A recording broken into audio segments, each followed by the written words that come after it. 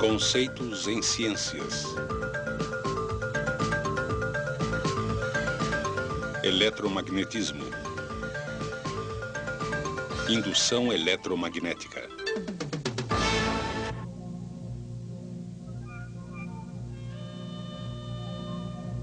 Eletricidade é algo que achamos natural. Todos sabemos o que fazer com ela. Ligar isto, aquilo. Somos muito bons nisto. É necessária uma falta de energia para percebermos como ficamos desamparados sem ela.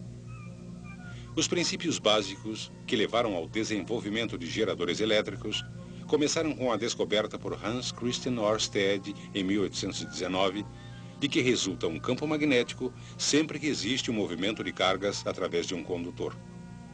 10 anos mais tarde, em 1830, a possibilidade de um campo magnético poder gerar uma corrente em um condutor se tornou realidade. Trabalhando independentemente, o físico americano Joseph Henry e o cientista inglês Michael Faraday fizeram experiências similares e chegaram às mesmas conclusões. Como Faraday publicou seus resultados primeiro, recebeu crédito pela descoberta do efeito que hoje chamamos de indução eletromagnética. A experiência de Faraday envolve um anel de ferro e 2 bobinas de fio isolado. A bobina primária é conectada a uma bateria e a bobina secundária a um galvanômetro. Um galvanômetro indica um fluxo de corrente diminuto através de um condutor, com seu ponteiro indicando também o sentido do fluxo de corrente. Faraday observou que no instante em que a bobina primária era conectada à bateria, o galvanômetro indicava um pequeno impulso de corrente na bobina secundária. Mas, para sua surpresa, o ponteiro logo voltava a zero, indicando que tinha parado todo o fluxo de corrente. Porém, quando a bobina primária era desconectada, uma corrente era de novo gerada brevemente na bobina secundária, só que desta vez ela era no sentido oposto. A mudança da corrente na bobina primária, de alguma maneira, induziu uma corrente na bobina secundária. Faraday reconheceu que, ao conectar a bobina primária à bateria, um campo magnético se forma no interior do anel de ferro. Quando o campo aumenta dentro do anel, ele induz uma corrente que flui através da bobina secundária.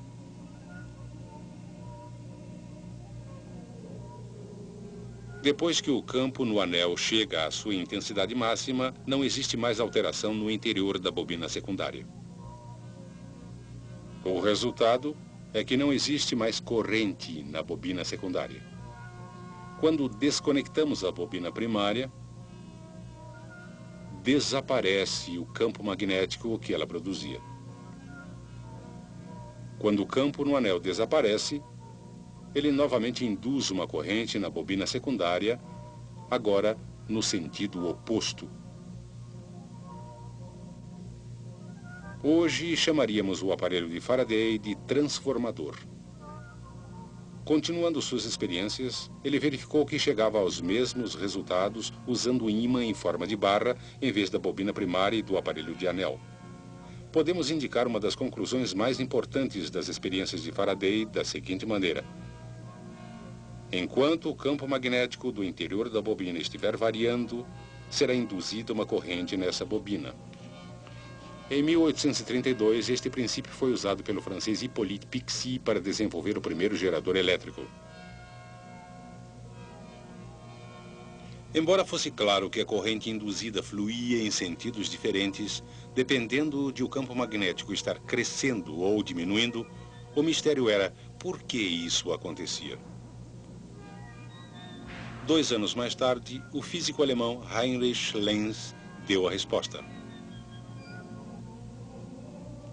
Ele percebeu que a corrente induzida gerava seu próprio campo magnético. Ainda mais importante, Lenz descobriu que o campo magnético induzido é sempre oposto à variação do campo magnético externo que o causou em primeiro lugar. Um polo sul na extremidade próxima da bobina é induzido quando o polo sul do ímã, em forma de barras, se aproxima da bobina,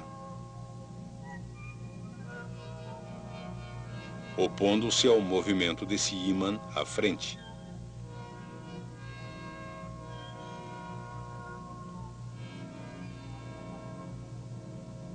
A beleza dessa sua descoberta, hoje conhecida por lei de Lenz, é que podemos agora identificar ambos os polos do campo induzido. E podemos aplicar a regra da mão esquerda a bobinas para determinar o sentido da corrente induzida. Lembre-se que o polegar aponta o polo norte e os dedos apontam o sentido do fluxo de corrente. Depois que o ímã, em forma de barra, para de se mover, o campo não varia mais. Assim, não haverá corrente induzida e, portanto, nenhum campo magnético. Em outras palavras, tudo na bobina para. Agora, vamos supor que começamos a afastar o ímã em forma de barra. Novamente flui uma corrente e é induzido um campo magnético que se opõe ao movimento, agora estabelecendo o polo norte na extremidade próxima da bobina. A regra da mão esquerda para bobinas mostra que a corrente flui no outro sentido. Hoje em dia, os princípios de Faraday e Lenz são aplicados na geração de eletricidade. A pressão da água ou do vapor é usada para girar uma turbina conectada a um gerador. Em sua forma mais simples, um gerador é uma armadura, consistindo de uma bobina de fio ao redor de um núcleo de ferro que gira no interior de um campo magnético.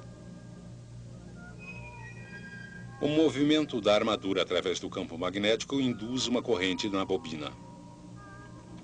De acordo com Lenz, a corrente induzida produzirá um campo magnético na armadura com seus próprios polos norte e sul.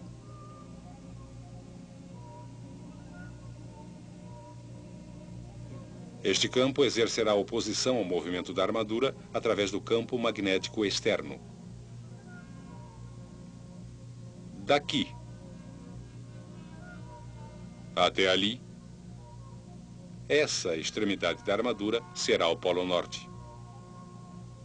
Assim, no topo, quando a armadura gira, essa atração se opõe ao movimento, afastando-se do polo sul, e essa repulsão se opõe ao movimento, aproximando-se do polo norte.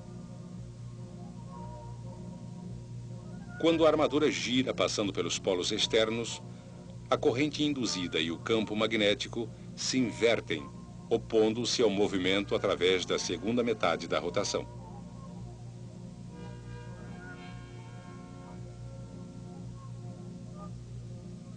Novamente, a corrente induzida e o campo magnético se invertem quando a armadura passa pelos polos externos.